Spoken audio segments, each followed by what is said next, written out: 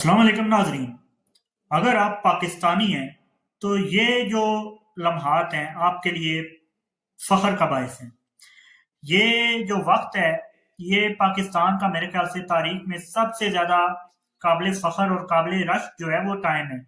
क्योंकि अगर आप लोगों को यकीन नहीं है तो दुनिया भर के न्यूज़ चैनल्स, दुनिया भर की खबरें उठा के देखें। पाकिस्तान रात को जब ट्रंप ने ये दावा कर रखा था कि अब जो है वो ईरानी तहजीब सफ़ाए हस्ती से मिटने वाली है, उसी दौरान पाकिस्तानी वज़ीर आज़म शहबाज शरीफ का ट्वीट आता है जिस पर जो है ट्रंप भी कहता है ठीक है और ईरान भी कहता है कि पाकिस्तान ने कह दिया है तो ठीक है। पाकिस्तान के कहने पर जंग बंदी 2 हफ्ते की हो गई है, हरमज स्ट्रेट खुल गई है, ऑयल टैंकर्स वहां से चल रहे हैं।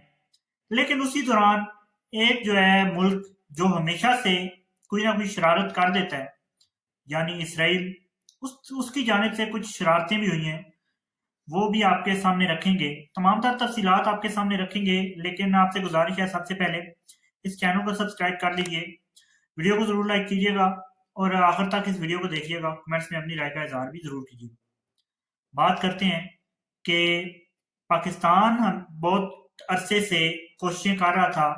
पाकिस्तान का किरदार, आप लोग अगर इस जंग के जो तकरीबन 40 रोज हैं, इन तमाम तर दिनों के अंदर पाकिस्तान को देखें तो बड़ा ही अच्छा, ना किसी की साइड ली पाकिस्तान ने खुलकर, और ना जो है वो जंग को साइड लेने का मतलब होता है जंग को बढ़ावा देना। पाकिस्तान अगर कहता कि ईरान ठीक कर रहा है जी, ईरान को करना चाहिए, तो इसका मतलब था कि ईरान को जो है वो पाकिस्तान बैकअप कर रहा है जंग के लिए। अगर उसी जाने पाकिस्तान अगर अमेरिका या मिडल ईस्ट के कंट्रीज को बढ़ावा देता तो वो भी उनको जंग की तरफ लाने की बात होती। लेकिन पाकिस्तान ने ऐसा नहीं किया।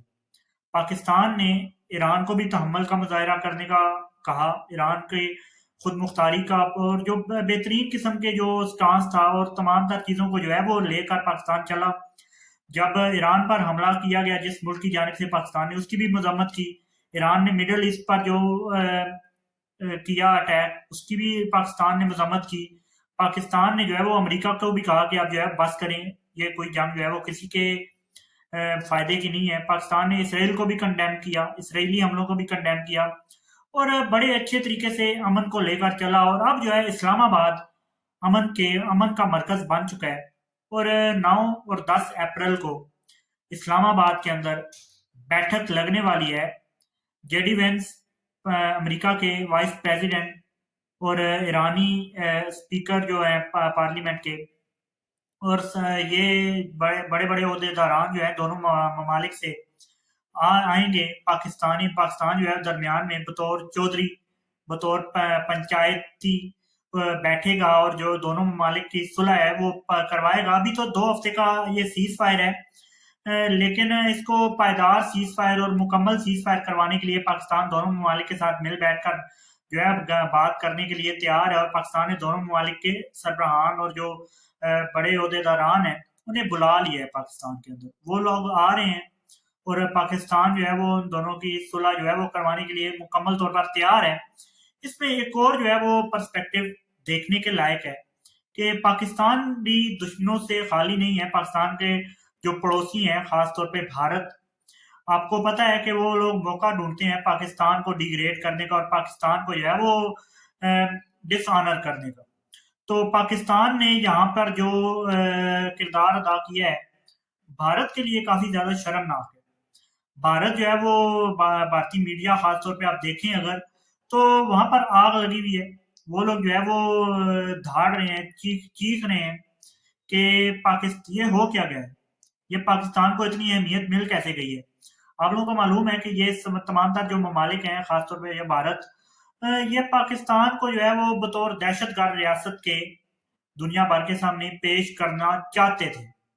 लेकिन पाकिस्तान की खारजा पॉलिसी, पाकिस्तान के इन तमाम तर अवामिल, और जो पाकिस्तान ने जिस तरह का किरदार अदा किया, अब पाकिस्तान दुनिया भर के सामने अमन का दाई बनकर और अमन का जो है वो सफीर बनकर सामने आया है। और अब भारत जो है वो किस मुंह से पाकिस्तान को जो है दहशतगर्द रियासत के तौर पे साबित करेगा या दहशतगर्द रियासत के तौर पे दुनिया के सामने दिखाएगा।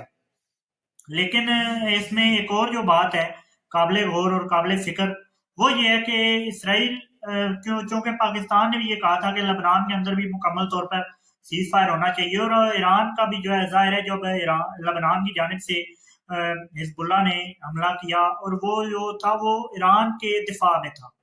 तो ईरान के साथ सीज़ फायर का मतलब होना चाहिए कि लेबनान के साथ भी सीज़ फायर, लेकिन ऐसा नहीं हुआ। लेबनान के ऊपर जो है वो इसराइल के कुछ अटैक्स हुए। इसी तरह जो सीज़ फायर जिस रात को हुआ उस जो अगली सुबह सवेरे जो है वो कुछ अटैक्स इसराइल की जानिब से ईरान पर भी किए गए। तो उसके बदले में ईरान ने जो है वो अरब ममालिक के ऊपर कुछ अटैक्स किए। ये भी सुनने में आया कि स्ट्रेट ऑफ हॉर्मज़ जो है वो उसको उस पर दोबारा से ईरान ने कुछ निगरानी शुरू की है और कुछ जो है वो बंद करने की जानिब जो है कुछ कदम बढ़ाए हैं।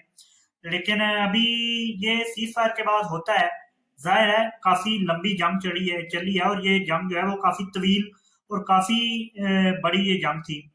तो इसके आफ्टर शॉक्स आप कह सकते हैं, आफ्टर शॉक्स हैं, लेकिन ये आफ्टर शॉक्स जो है बड़ी चिंगारी या बड़ी आग में भी बदल सकते हैं। तो इसको रोकना होगा, पाकिस्तान भी यकीनन इसमें अपना किरदार अदा करेगा।